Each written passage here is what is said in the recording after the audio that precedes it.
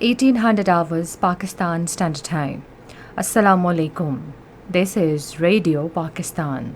The news read by Aisha Nayab. First, the headlines. Prime Minister says no compromise will be made over the transparent disbursement of relief assistance among flood affectees. Planning Minister reaffirmed government's commitment to collectively overcome the challenge posed by floods.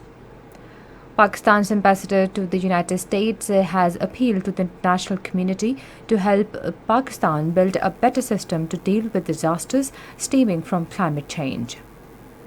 Pakistan Air Force Day is being observed today with national zeal to commemorate the valor of the defenders of airspace of the country against Indian aggression in 1965 war. All Parties Hurriyat Conference says extrajudicial killing of innocent Kashmiri's youth on a daily basis in Indian illegally occupied Jammu and Kashmir is part of Modi's communal plan to turn Muslim majority into a minority area. In Super Phase 4 phase of Asia Cup cricket tournament, Pakistan will take on Afghanistan at Sharjah today. And now the news in detail. Prime Minister Shehbaz Sharif says no compromise will be made over the transparent disbursement of the relief assistance announced for flood affectees across the country. Addressing a ceremony after reviewing rehabilitation work of flood-hit Saggu Bridge in Dera Ismail Khan today, he said the government is taking steps for rehabilitation of the flood affectees in coordination with all the relevant departments. He said the government has increased the compensation amount from 28 billion to 70 billion rupees and has transparently distributed 20 billion rupees so far through Benazir Income Support Program. He said the government has also decided to give 1 million rupees to each bereaved family of the people who died due to flood.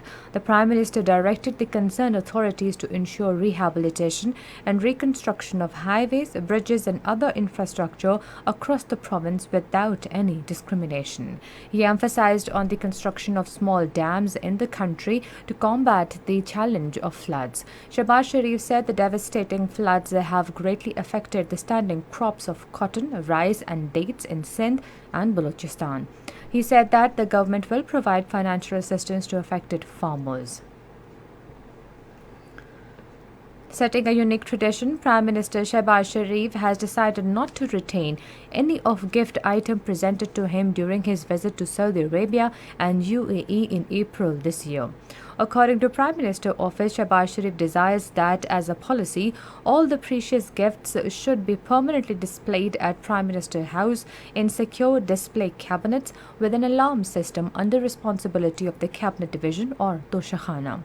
In the first phase, the 5 such cabinets dedicated to each country, namely Saudi Arabia, UAE, Qatar, Turkey and China, will be prepared, and all the gift items from Prime Minister's visit to Saudi Arabia and UAE should be displayed at the Prime Minister House in secure cabinets.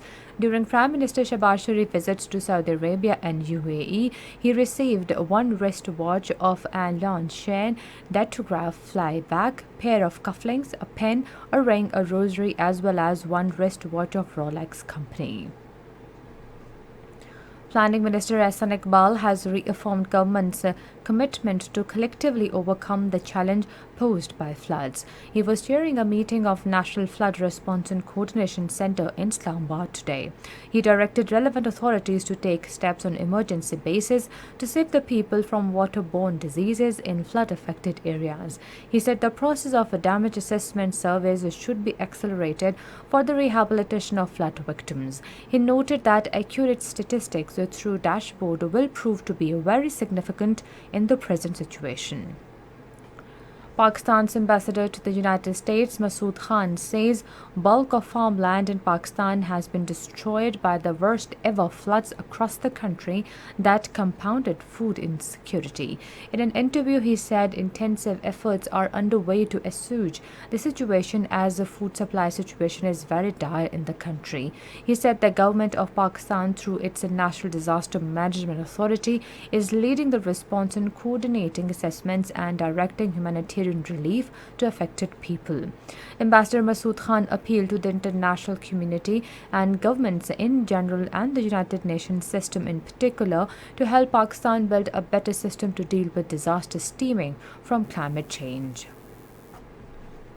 President Dr. Arif Alvi has expressed a deep grief and sorrow over the loss of precious lives and destruction of property in the devastating earthquake at Sichuan province in southwestern China. In a message, he conveyed his condolences to the Chinese leadership and expressed heartfelt sympathies with the people of Sichuan.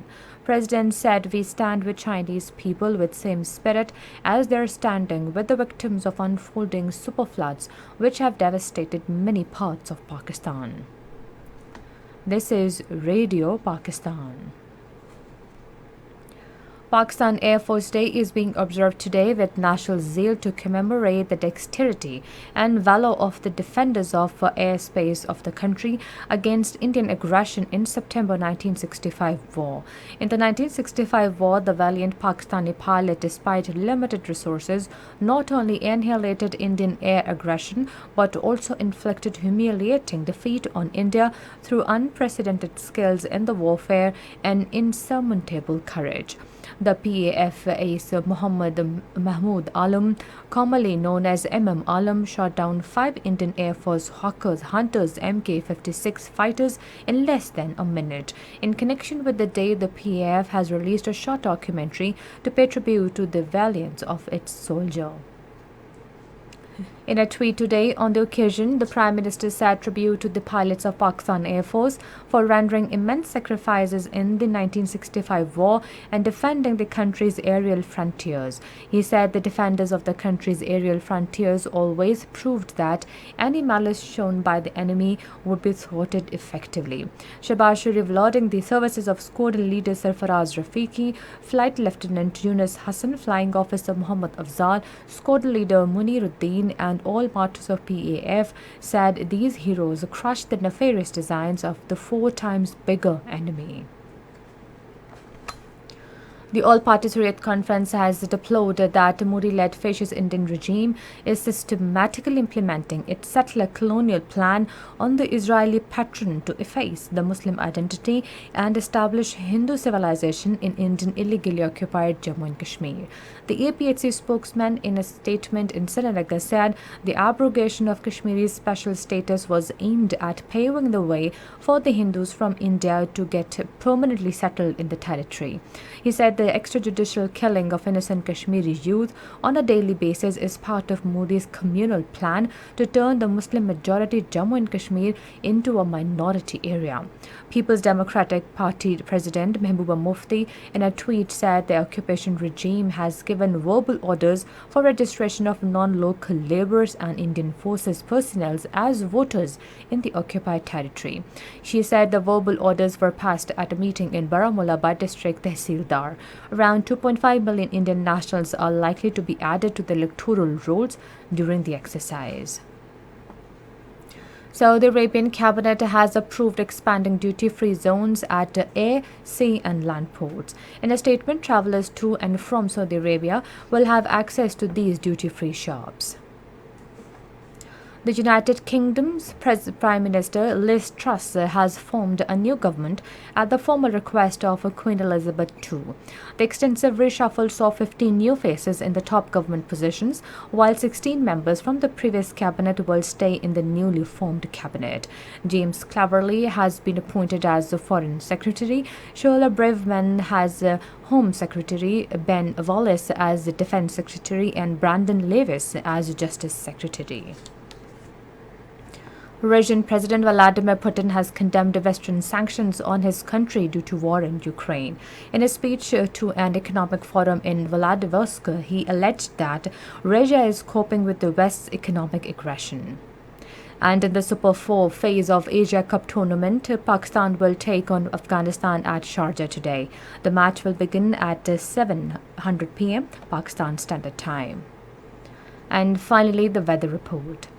Mainly hot and humid weather is likely to prevail in most parts of the country during the next 12 hours. However, rain with thunder shower may occur at a few districts of Khyber Pakhtunkhwa and Gilgit-Baltistan. And that is the end of the news. For more news and analysis, log on to our website radio.gov.pk and also watch live video streaming of our bulletin on the link facebook.com/Radio Pakistan News Official.